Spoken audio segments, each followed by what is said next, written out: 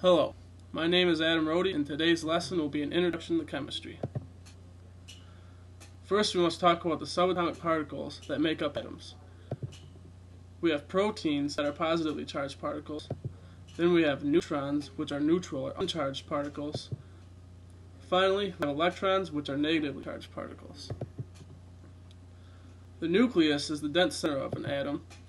It is positively charged since it consists of positively charged protons and neutrally charged neutrons. The nucleus, specifically the protons, determine what the element is.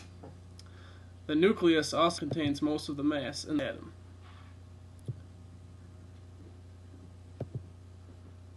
The electron cloud is the area that orbits the nucleus. The electron cloud obviously consists of electrons.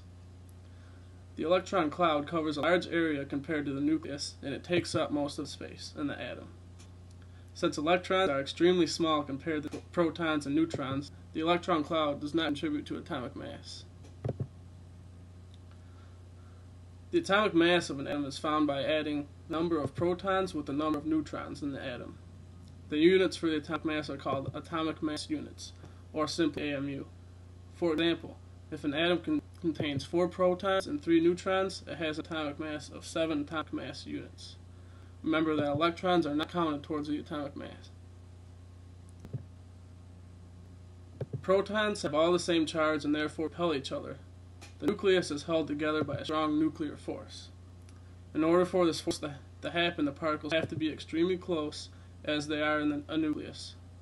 Particles that are extremely close, that are close enough together, will exchange mesons and hold the particles together. Next, I'm going to cover atomic charges. Atomic charges are relative to the number of protons and electrons. If the number of protons is greater than the number of electrons, the atom will have a positive charge since there are more positive particles than negative particles. If the number of electrons is greater than the number of protons, the atom will receive a negative charge since there are more negatively charged particles than positively charged particles. If the number of protons and the number of electrons are equal, then the charge is neutral. Since they have a neutral charge, neutrons are not counted towards the atomic charge. As discussed in the previous slide, what the element is depends on the number of protons. The number of protons also decides the placement on the periodic table.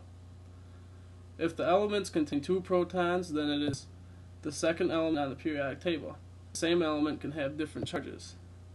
The same element can also have a different number of neutrons. Ions are the same elements that contain different charges.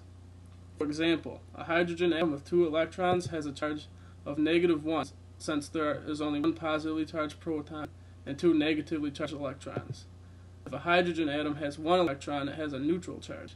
And finally, if a hydrogen atom has 0 electrons, it has a charge of +1. Isotopes are just the same element with different masses. For example, a hydrogen with 1 neutron weighs 2 atomic mass units since there is 1 proton and 1 neutron. Therefore, a hydrogen with 0 neutrons would weigh 1 atomic mass unit. The periodic atomic mass is the mass that is displayed on the periodic table. This mass is determined by finding the average mass of the isotopes. For example, most oxygen atoms have an atomic mass of 16, while there are a very small amount that have an atomic mass of 15. Therefore, the atomic mass displayed on the periodic table is slightly less than 16. This number is used when determining quantities of molecules. Today we are going to talk about 3 different ways that molecules are quantified: mass, moles, and molarity. Before we can discuss the different quantities of molecules, we must learn about Avogadro's number. This number is used quite often in chemistry. It tells us the number of molecules there are in 1 mole, and the number is 6.022 times 10 to the 23rd, which is a very large number. Moles are a quantity that is used quite a bit in chemistry and can be determined from the mass of a molecule. Moles are found by taking the grams of a molecule and dividing it by the atomic mass of the molecule. For example, if you have 28 grams of nitrogen, you divide it by its atomic mass, which is approximately 14. This will give you an answer of 2 moles.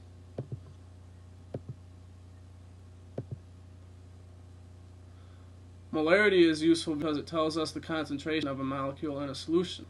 The molarity is found by taking the number of moles and dividing it by liters of solution. For example, if we have 2 moles of HCl and 5 liters of solution, we get an answer of 4 molar. Let's review what you should know after today's lesson. You should be able to explain the structure of atoms to me and be able to tell me where protons, neutrons, and electrons are located.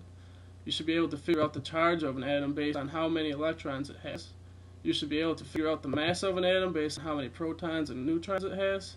And finally, you should understand the different quantities that are used to determine the amount of molecules present.